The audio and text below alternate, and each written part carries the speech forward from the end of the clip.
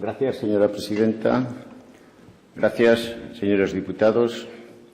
Es un enorme honor y un placer comparecer en esta sesión por delegación expresa del profesor hispanista Stanley George Payne, que por motivos no de salud, pero sí de edad y de impedimento para poder volar, ha delegado expresamente en que sea quien comparezca en esta sesión a petición del Grupo de Ciudadanos, a quien se lo agradezco especialmente, y también con la asistencia por parte de todos para que así fuese. Este es el texto elaborado por el profesor Payne, del que tengo que decir que absolutamente, por todos los trabajos que compartimos juntos, también en este caso hago mío. El problema de la memoria histórica. La transición democrática en España ofreció a Europa y al mundo un nuevo modelo de cambio de régimen político, el primer ejemplo de una democratización desde dentro, en la que de un modo pacífico se emplearon las leyes e instituciones de un régimen autoritario para llevar a cabo su transformación en un sistema democrático. El hecho novedoso consistió en que fue la primera vez en la historia de Europa en la que un régimen autoritario completamente implantado y establecido a lo largo de casi 4 décadas fue totalmente sustituido por otro muy diferente, sin sufrir las consecuencias de una guerra interna o internacional. Su éxito determinó que ese modelo o fórmula usada, mutatis mutandis, lo fuese para casi toda la tercera oleada de democratización del siglo XX, en América Latina, en todo el este de Europa, así como en varios países de Asia y África. Un rasgo fundamental del modelo español fue el rechazo de la venganza histórica, desechando cualquier aplicación política o jurídica de la llamada justicia histórica. Sobre su formulación se pusieron de acuerdo todas las fuerzas políticas españolas, destacando los partidos de izquierda, quienes de forma unánime insistieron en la amnistía total para todos, sobre la base entonces de un nuevo comienzo democrático constitucional con una tabula rasa. Por entonces existía la conciencia general de que la política de justicia histórica impuesta desde la primera fase de la Segunda República fue más vengativa que verdaderamente justa, y la del régimen de Franco, especialmente en su primera etapa, aún muchísimo más. Los líderes de la transición apreciaron que no se podía efectuar ninguna política de esta clase con imparcialidad, dada la enorme complejidad del pasado reciente español, que supondría más daño que beneficio. Es de destacar a este respecto que el ejemplo español se fue repitiendo en muchos otros países desde el último cuarto del siglo XX.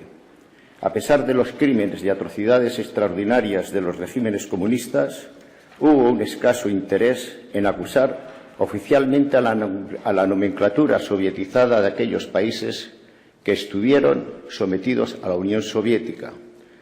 La República Checa, por ejemplo, introdujo un proceso llamado la Ilustración, con el fin de pedir responsabilidades a un número muy limitado del gobierno y del secretariado político, pero luego lo aplicó en muy pocos casos.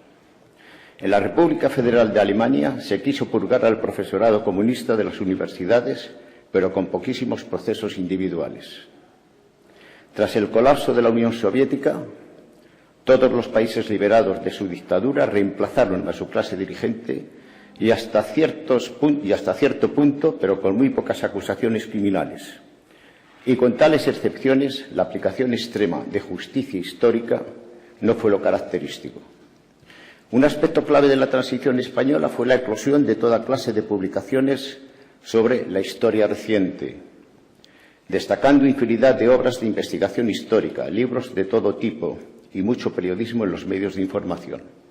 La cantidad y la proporción que en España se dedicó a la Segunda República, Guerra Civil y a la dictadura de Franco fue, seguramente, mayor que en otros países comparativamente. Es posible que el único país de dimensiones comparables fuese Rusia, donde surgió otro diluvio de obras y comentarios históricos durante varios años hasta que este fenómeno fue canalizado y controlado por el régimen de Putin, al imponer una nueva ortodoxia algo parecida a la que se pretende en la actualidad en España. La diferencia importante está en que mientras la censura y la supresión de la historia crítica y plural en Rusia ha partido de la derecha nacionalista, en España los intentos de censura y un nuevo adoctrinamiento están promovidos por las izquierdas. En un extremo opuesto se halla el actual sistema de Mongolia, donde parece que hay escaso interés de invocar cualquier tipo de investigación de su pasado reciente. La actitud de la clase política durante la transición no fue un modelo en lo que se llama objetividad científica, imposible de lograr completamente en el estudio de la memoria de la historia humana, pero los líderes políticos se pusieron básicamente de acuerdo en que no utilizarían argumentos históricos para fines partidistas. Entonces hubo muchos puntos de vista diversos y antagónicos, pero se alcanzó un entendimiento general de dejar el debate histórico en manos de los historiadores, que con sus diferentes enfoques y visión, según los casos, y que ello no sería utilizado ni explotado en la confrontación política y electoral. Sin embargo, esto cambiaría después de 2 décadas en grado creciente. El consenso que rechazó la politización inmediata de la historia española durante la etapa revolucionaria de la Segunda República, de la Guerra Civil y la dictadura se mantuvo generalmente hasta 1993, con las excepciones internas del País Vasco y Cataluña. Quedó roto por primera vez en 1993 y entonces fue el gobierno socialista de Felipe González en el poder quien ininterrumpidamente durante 11 años percibió su continuismo amenazado por las nuevas elecciones que estaba en trance de perder. Por vez primera, González insistió en que el voto del Partido Popular sería equivalente a la vuelta al franquismo. La táctica en aquella campaña, posiblemente, benefició entonces a los socialistas, pero no en 1996, cuando perdieron, y menos en las elecciones del año 2000. Después, en 2002, el presidente José María Aznar proclamó que la explotación del pasado reciente por el partidismo político había sido enterrado. Se equivocó. Una vez que el genio se había escapado de la botella, llegó a ser una táctica más común en las izquierdas y especialmente entre los separatistas. En Cataluña y el País Vasco la libertad se había convertido en la distorsión y en la fabricación incendiaria con mitos históricos fantásticos de micronacionalismo propagados en las escuelas de aquellas regiones. En ellas se adoctrinaba enseñando que la guerra civil de 1936 había constituido una agresión de España contra estas regiones, ocultando la realidad de que en el País Vasco especialmente había sido una guerra civil de vascos contra vascos. En ese viraje fue importante la tendencia general del progresismo occidental, sobre todo en sus formas más radicales, al emplear versiones y tópicos históricos como un arma político notable. En esta táctica se empleaban argumentos basados en lo que se ha llamado la memoria histórica o a veces la memoria colectiva, invocando la historia con la pretensión de confundirla con la ideología política de partidos y gobiernos de cada momento presente. Es indispensable preguntar, primero, si esto tiene algo que ver con el rigor de la historia y cómo temas como memoria han sido tratados por los mejores especialistas profesionales en este campo. Cuando entramos en este terreno encontramos que estos especialistas hacen una distinción fundamental entre la historia, fruto de investigación e interpretación de los historiadores, y el campo especial y restringido de lo que se llama la memoria colectiva. En el siglo XX, varios especialistas desarrollaron este último campo con una metodología profesional para investigar las actitudes, conceptos, opiniones o prejuicios populares acerca del pasado relativamente reciente. Tales actitudes y opiniones se han formado de diversos modos por activistas políticos, artistas, escritores, grupos específicos y hasta cierto punto por la sociedad en general. Los estudiosos profesionales han concluido que normalmente estas llamadas memorias colectivas no pueden ser consideradas memorias genuinas en el sentido de que quienes las difunden o comparten hayan participado o experimentado los sucesos a los que se refieren, sino que son más bien producto de las minorías políticas, sociales o culturales que de varios modos han conseguido propagar sus ideas sobre el pasado con mayor o menor éxito. Los fundadores y principales investigadores en este campo de la historia, los franceses Maurice Halbwachs y Pierre Nora, han reconocido y confirmado esta realidad. Aseguran que el estudio de lo que llaman la memoria colectiva es importante no porque sea la verdad, sino porque constituye uno de los elementos que componen esta historia, influyendo en la política, la sociedad y la cultura, y que como tal forma una parte de los muchos datos que el estudio histórico profesional tiene que examinar. No revela los hechos o la verdad de la historia misma, de ningún modo empírico fiable, sino que sencillamente constituye una parte de toda la evidencia abundante que los historiadores deben investigar para entender el desenvolvimiento más amplio de la historia y de las muchas variables diferentes de la historia. Cierro comillas. Ellos consideraban absurda la reificación de una específica forma subjetiva y política de actitudes hacia la historia para ser impuesta en la enseñanza como la verdad. La obra principal fue el estudio de Halbwachs, Les Codex Sociaux de la Mémoire, Marcos Sociales de la Memoria, publicado en 1925, pero la memoria colectiva se consolidó plenamente como un campo significativo de la investigación en la última parte del siglo XX. Fue un solo aspecto de la gran ampliación y diversificación de los estudios históricos desde la década de los 60 en adelante, pero sus especialistas han señalado también los problemas y abusos particulares a que puede estar proclive. Así, mientras Enrique Gavilán ha llamado la atención de lo que se define, abro comillas, la imposibilidad y necesidad de la memoria histórica, haciendo hincapié sobre ello en su última obra, La Mémoire collective, de 1950. Halbwachs puso de manifiesto el exceso verbal que emplea la expresión memoria histórica. La memoria colectiva no es histórica, sino precisamente antihistórica. Comprender algo históricamente implica ser consciente de su complejidad, tomar distancia para poder ver desde múltiples perspectivas, aceptar las ambigüedades del comportamiento de los protagonistas, incluidas sus ambigüedades morales, y, por el contrario, la memoria colectiva simplifica, niega el paso del tiempo, eterniza, esencializa.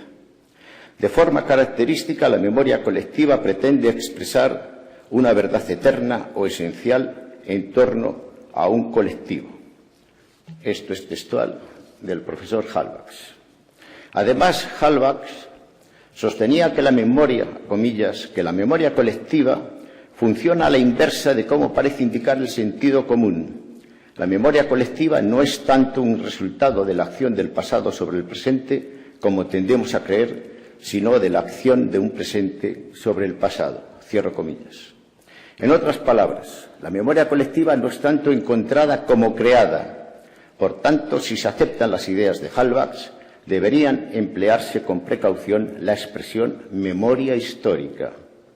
Pero tampoco parece defendible la idea de una recuperación de la memoria colectiva o histórica, sino que habría que hablar de construcción de la memoria. El presente tiene una función mucho más activa en la configuración de la memoria del pasado de lo que se tiende a creer. Enrique Gavilán, en la obra de Emilio Silva, La memoria de los olvidados, un debate sobre el silencio de la represión franquista, Valladolid, 2004. Pero esta creación o invento por el presente con respecto al pasado es exactamente la aspiración de toda la legislación actual propuesta sobre la memoria histórica. De igual manera, en un artículo publicado en la revista norteamericana History and Theory, Wolf Kalsteiner se ha referido a la diferencia existente entre los que él denomina fabricantes de la memoria y los consumidores de memoria, aludiendo también tanto a la abundancia de iniciativas relativas a la memoria colectiva fracasadas como a las pocas ocasiones en las que la construcción de memorias colectivas ha tenido éxito. Su conclusión es que no se ha estudiado adecuadamente lo que él denomina problema de la recepción de la memoria colectiva, porque la memoria colectiva no es historia, sino que es, abro comillas, tanto resultado de una manipulación consciente como una absorción inconsciente y siempre está mediatizada. Kastainer, cierro comillas, Kastainer señala que los académicos israelíes Yedi y Elam han llegado a la conclusión en la revista profesional History and Memory de que la memoria colectiva o histórica consiste en lo que ellos denominan mitos. Se ve que la manipulación consciente en la creación de mitos es lo que se busca en España por medios legislativos coercitivos, posiblemente con el objetivo político de, abro comillas, quien controla el pasado, controla el futuro, quien controla el presente, controla el pasado. George Orwell, 1984. Vale la pena citar el testimonio del notable profesor de filosofía de la Universidad de Oviedo, Gustavo Bueno, quien creó un sistema propio de filosofía racionalista. Bueno, fallecido hace unos años, insistía en que en España la agitación en cuanto a la memoria histórica representa pura y simplemente una maniobra política que él califica de invención por parte de la izquierda del concepto de memoria histórica. Señala que el decano de los estudios sobre memoria en los últimos años del siglo XX, Pierre Nora, distinguía entre la historia, cuya investigación aspira a la objetividad, y la memoria, que es una construcción subjetiva. Bueno, recalca que la memoria histórica puede ser más que elaboración social, cultural o política, y para él el concepto de memoria histórica común es una idea metafísica que pretende remitirnos a un sujeto abstracto de sociedad, la humanidad, una especie de divinidad que todo lo conserva y lo mantiene presente, capaz de conservar en su seno la totalidad del pretérito que los mortales del presente deben descubrir. Así, Bueno explica el fondo filosófico, metafísico y casi religioso, pero de ningún modo empírico u objetivo de la legislación política que se contempla en España al respecto. Empresa totalmente distinta es la de la historia oral, que se convirtió en una subdisciplina del campo de la historia a finales del siglo XX. Gavilán recalca que, abro comillas, en tal subcampo concreto el trabajo de estos historiadores no constituye una reivindicación de la fidelidad de la memoria. Al contrario, son plenamente conscientes de las deficiencias inevitables de la memoria y saben que ya que la memoria puede deformar el recuerdo de lo ocurrido, sino que lo deforma inevitablemente. No hay posibilidad. El objeto no es pasado, sino el presente. Cierro comillas. Gavilán en Silva, edición ya citada. La utilización más elaborada de una memoria colectiva en la Guerra Civil Española no es necesariamente la de uno u otro de los dos campos españoles confrontados, sino que fue lo que se plasmó en el culto a la gran guerra civil antifascista y revolucionaria impulsada en la República Democrática Alemana. Un sector importante de los primeros dirigentes de la RDA luchó en las brigadas internacionales, cuyo objetivo no era, desde luego, lograr la democracia para España. Una vez que en la Unión Soviética se revelaron los crímenes de Stalin, donde hasta entonces el mito de la Revolución rusa había sido sustituido hasta cierto punto por el de la Revolución y la lucha antifascista en España, se constituyó una especie de nuevo mito fundacional del régimen germano oriental. Huelga a decir que nadie pretendía engañar con la idea de que la República Revolucionaria previa a la Guerra Civil hubiera sido una democracia liberal y democrática de cuño occidental. La decadencia del mito de la memoria colectiva de la Guerra Civil Española durante la década de 1980 coincidió con el declive general del régimen de Alemania Oriental. No solo de pan vive el hombre. En la actualidad se encuentra un cierto paralelismo entre la experiencia de Alemania Oriental y la situación de las izquierdas españolas en el siglo XXI. Actualmente las ideas clásicas y relativamente moderadas de democracia social del siglo XX, tipo Felipe González, ya no tienen el mismo poder de convocatoria y se buscan mitos nuevos de fondo ideológico religioso que se viene presentando pomposamente como memoria democrática. La diferencia es que los comunistas alemanes fueron tal vez más honrados en la empresa, alabando a la República de la Guerra Civil como una revolución sin pretender que fuera una democracia de corte occidental. Con el paso del tiempo, gran parte de los miembros de la antigua generación de líderes y militantes izquierdistas de la transición han abandonado la escena. Ellos fueron quienes de verdad recordaban la guerra civil, no por haber participado en ella, sino por ser más conscientes de sus realidades y peligros y por haber acordado no utilizar la historia para fines partidistas. El concepto memoria histórica empleado en España constituye un oxímoron, una contradicción que en la lógica estricta no debería existir. La memoria genuina es estrictamente individual y subjetiva y con mucha frecuencia errática. Hasta personas de buena fe recuerdan persistentemente hechos que detallan con precisión, pero que no tuvieron lugar. La mera memoria no puede definir ni explicar completamente los sucesos del pasado, sino que ofrece solamente una versión o interpretación de lo que ha ocurrido.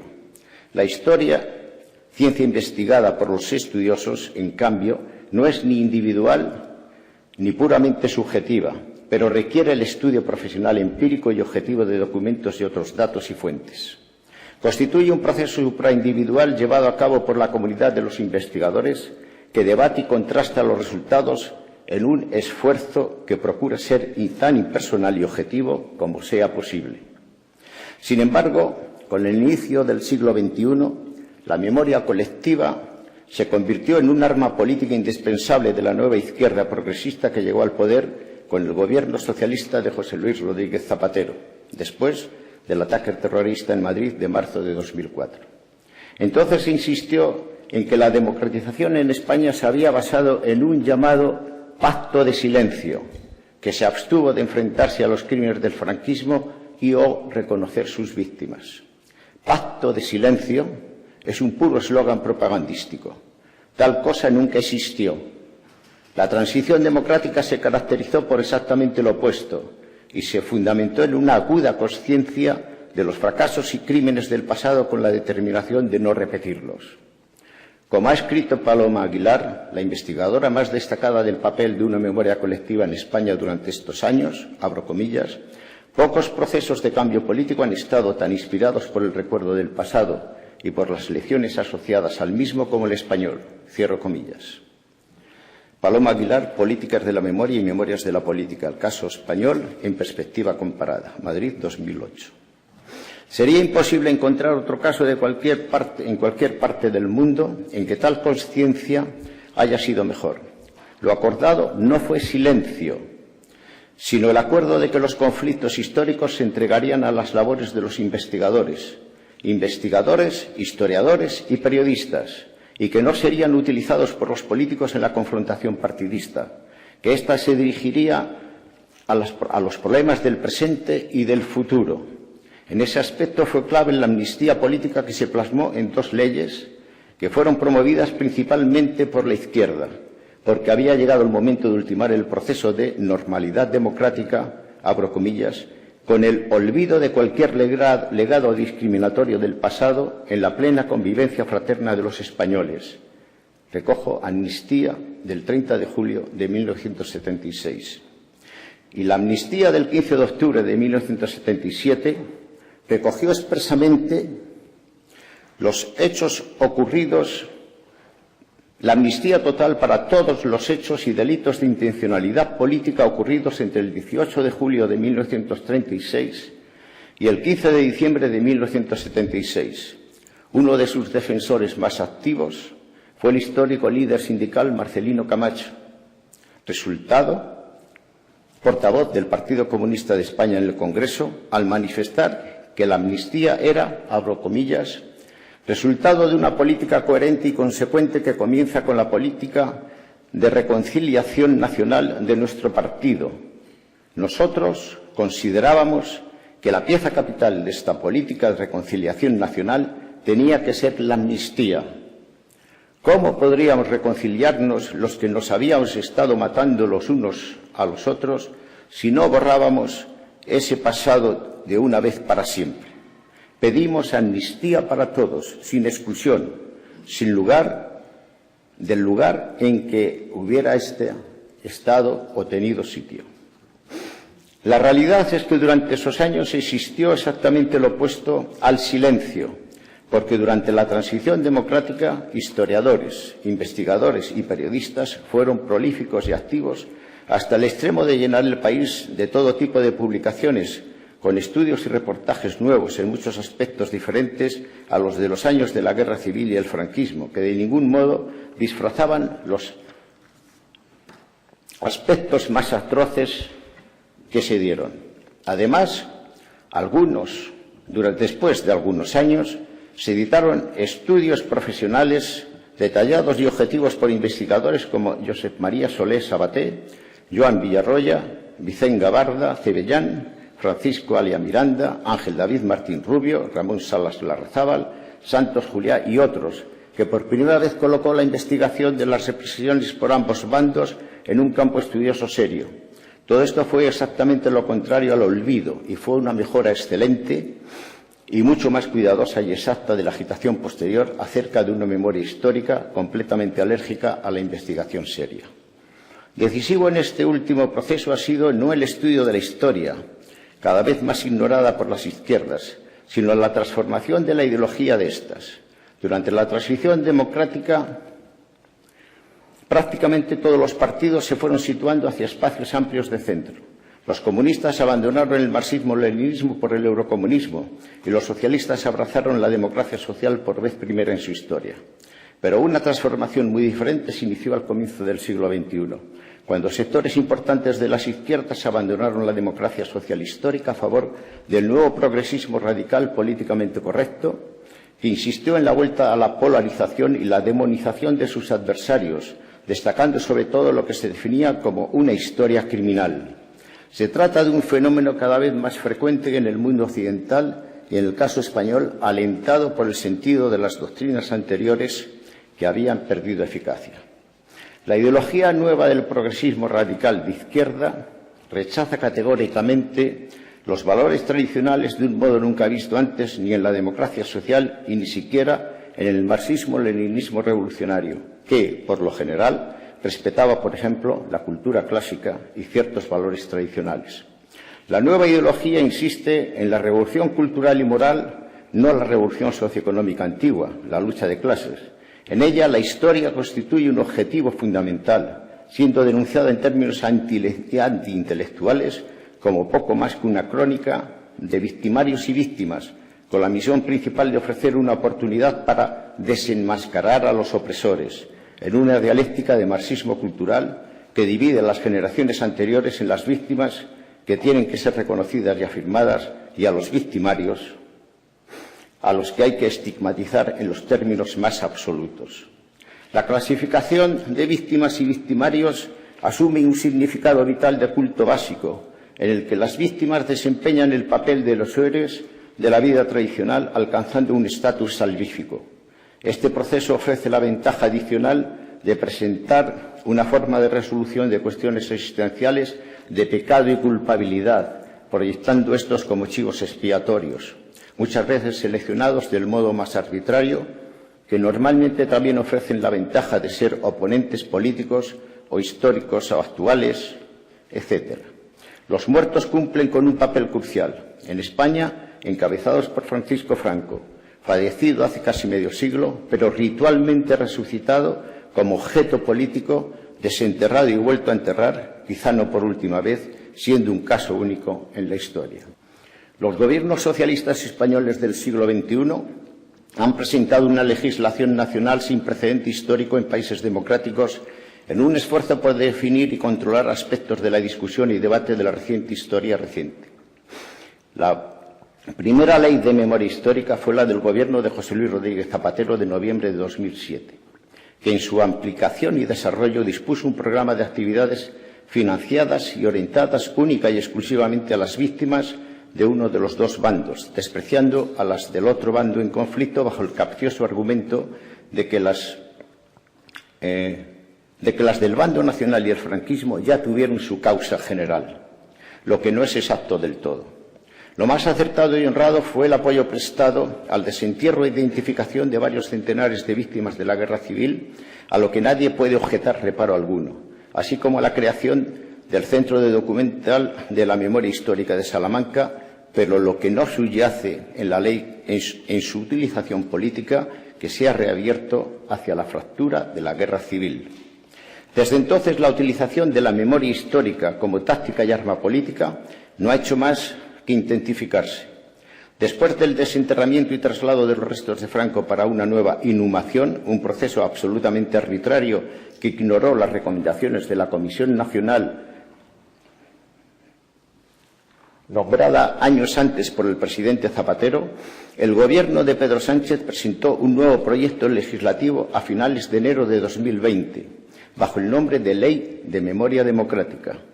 Este proyecto es una versión más elaborada de un proyecto anterior registrado en el Congreso de los Diputados en diciembre de 2017, que fue rechazado por la Mesa del Parlamento. El proyecto actual del Gobierno es un programa muy ambicioso que propone un plan de 4 años de excavaciones, informes y programas de reeducación que en el fondo no son más que reminiscencias soviéticas de corte totalitario. Uno de los objetivos es la creación de un Consejo de Memoria Nacional como órgano de Estado, similar al Consejo de la Memoria, un proyecto anterior rechazado en un concepto que es hasta inaudito en los clásicos sistemas totalitarios. Insiste en la necesidad absoluta de una política de Estado elaborado sobre memoria histórica, sin explicar por qué esto es así. No explica, por ejemplo, cómo España pudo llevar a cabo uno de los procesos más extraordinarios de democratización del mundo entero sin que se ejerciera un control estatal sobre la historia, mientras que todos los sistemas totalitarios que ejercieron este tipo de controles no consiguieron la menor democratización, sino que tuvieron que ser derribados. ¿No es esta una ambición muy peligrosa? La propuesta expresa gran preocupación por las víctimas del franquismo, pero ninguna por las aproximadamente 55.000 víctimas de los revolucionarios, una cifra admitida incluso por los especialistas con simpatía hacia estos. El resultado no será la atención a las víctimas, como no lo fue en la ley de Zapatero, sino un intento de deshumanizar a una gran parte, tal vez la mitad, de la sociedad española. España, de nuevo, ante una división artificial de españoles buenos y malos, lo que resulta especialmente increíble tras el éxito inicial de la transición y de este tiempo histórico. Lo peor de la propuesta actual es el sistema de castigos judiciales que contempla con la intención de criminalizar las interpretaciones o discusiones históricas disidentes que se atrevan a discrepar con esta línea esencialmente stalinista. El proyecto fija un sistema de multas de hasta 200.000 euros y el cierre de medios de comunicación por periodos de hasta 2 años para quien o quienes violen estas normas y la confiscación de bienes. Amenaza igualmente que la confiscación y nacionalización del Valle de los Caídos y la disolución de cualquier asociación o fundación que se considere que está violando estos preceptos por haber incitado odio hacia los revolucionarios violentos de 1934 y 1939, que cometieron tantos crímenes y ejecuciones y robos. El hecho de que la aplicación estricta de estas normativas constituyan flagrantes violaciones de la Constitución, que garantiza la libertad de expresión, de cátedra y enseñanza, es irrelevante al Gobierno actual, para quien la memoria histórica no tiene nada que ver con el constitucionalismo democrático. En cuanto se refiere al proyecto de ley de memoria histórica de Cantabria, que esta comisión está debatiendo, presenta los mismos defectos que la ley nacional y de otras regiones españolas que ya la han aprobado. Sin embargo, llama la atención que ya en el punto 3 de la exposición de motivos reconoce que ni la Constitución española atribuye al Estado un título competencial específico en materia de memoria histórica o democrática, ni el Estatuto de Autonomía de Cantabria hace lo propio respecto de la comunidad autónoma. Entonces, ¿por qué llevarlo a cabo? En el artículo 1 del título preliminar afirma que el objetivo de la ley es la regulación de la memoria de los cántabros que fueron víctimas de la represión en el periodo que abarca la Segunda República, la Guerra Civil y la dictadura franquista, y también la transición a la democracia. Sin embargo, en el artículo 5.2 especifica que se centrará en las personas desaparecidas y o asesinadas como consecuencia de su defensa de la legalidad democrática frente al golpe militar y la dictadura franquista.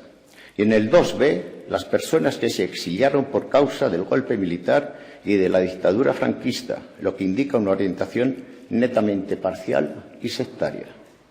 El artículo 47 propone la imposición del estudio de la memoria histórica y democrática en materia de educación y a todos los niveles, lo que equivale a un adoctrinamiento sesgado para los únicos fines del proyecto de ley en contra de la libertad de enseñanza y de la pluralidad académica.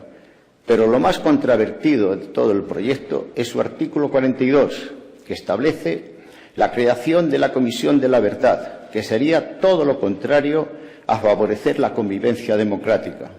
La implantación de una Comisión de la Verdad es de etimología soviética y de corte totalitario, que un Parlamento democrático jamás debe sancionar por ley. La verdad no puede venir impuesta por ninguna ley que establezca una sola verdad, la verdad única.